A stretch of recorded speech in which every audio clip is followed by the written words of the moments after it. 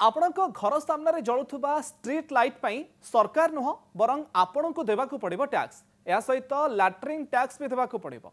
वर्ष को थरे पैठ करने को ए टैक्स। भुवनेश्वर बासिंदा को बीएमसी पक्षरु प्रति वर्ष एभली नोटिस आसे।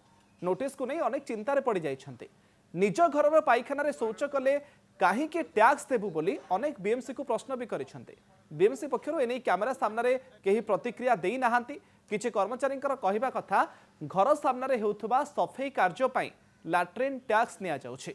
बीएमसी रो लैट्रिन टैक्स नोटिस को नहीं लोकंक मध्य मध्य बेस असंतोष देखा मिलुछि। अनेक प्रश्न मध्य लोके उठाउछन्ति जे निज घर लैट्रिन को जदि शौच होगापी जाउछन्ति सरकार कहीं टैक्स नेबे। ता सहित जदि आपणक घर सामने स्ट्रीट लाइट जलुछि सेथिपई सरकार नुहे बरं आपणक मध्य टैक्स देवाक पड़िबो जाहाकु नै कि लोकंक भितरे असंतोष मध्य देखा मिलुछि। वर्ष को थरे पैठ करने को टैक्स। भुवनेश्वर बासिंदा को बीएमसी पक्षरु प्रति वर्ष एभली नोटिस आसे। आ नोटिस को नहीं अनेक चिंतार पड़ जाइछन्ते। निज घर पाइखाना शौच गले कहीं सरकार को टैक्स देबु एने बीएमसी को मध्य राजधानीवासी प्रश्न करिछन्ति। बीएमसी पक्षरु कैमेरा सामने एने कोनोसी मध्य अधिकारी प्रतिक्रिया देई नाहांती। किंतु किछि कर्मचारी कहवा कथा जे घर सामने जो सब सफाई कार्य करा जाए सेथिपई ए लैट्रिन टैक्स निया जाउछि एवं बीएमसी रो ए लैट्रिन टैक्स नोटिस को नहीं राजधानीवासी भितर असंतोष देखा मिली।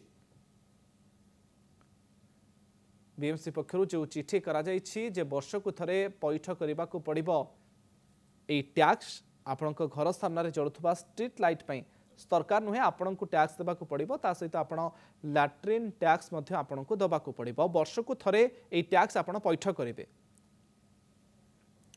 तेबे नहीं कौन प्रतिक्रिया रखुचंती जनता से नहीं आम सहित जोड़ी होचंती भुवनेश्वर आम प्रतिनिधि अनुज दास। अनुज बीएमसी रो ए लैट्रिन टैक्स नोटिस को नहीं राजधानी बासिंदा प्रतिक्रिया कौन?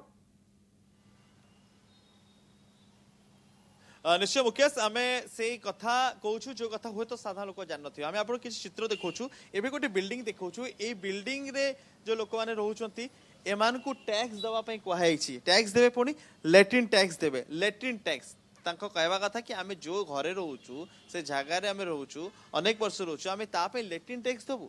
केवल सेतिकी नुह एठी जो स्ट्रीट लाइट रहिछि आमे स्ट्रीट लाइट रे चित्र देखेबु। जो स्ट्रीट लाइट जलुछि ये स्ट्रीट लाइट पाई मध्य लोक माननकु दबाव पड़िबो पैसा। जो स्ट्रीट लाइट आप देखुंत जो लोक मैंने आख पाखे रहती दबाव को पड़ो पैसा। स्ट्रीट लाइट सहित जो लाइटिंग चार्ज बा लाइटिंग टैक्स सहित लोक मानू लैट्रिन टैक्स दवा पड़ो। ये कथा लोक मानू बेस चिंता पकई। आम सहित अच्छा किसी लोक जो मान घर यही जगार से बिल आम से बिलटा देखिए जो टैक्स बिल आसी ये बिल रे एमती लिखाई होल्डिंग टैक्स लैट्रिन टैक्स और लाइटिंग टैक्स एमती तीनोटी टैक्स लिखाई। होल्डिंग टैक्स बुझुंट किंतु लैट्रिन टैक्स और लाइटिंग टैक्स को बुझु नाहांती। जो परिवार को आसी नोटिस से कथा बुझी पार नथी। आगे जितले आपन को आसिला कौन मन को आसला ये नोटिस देखि आमे भाविले कि ये होल्डिंग टैक्स तो ठीक अछि आमे देबु। हम सब ये लैट्रिन टैक्स आमे कोन बुझी पारुनु। आम निज घर आम निज लैट्रिन सब पुनी आमे टैक्स कोन देबु काहे कि देबु। अच्छा ये कथा पछाले जो माने आस्तेले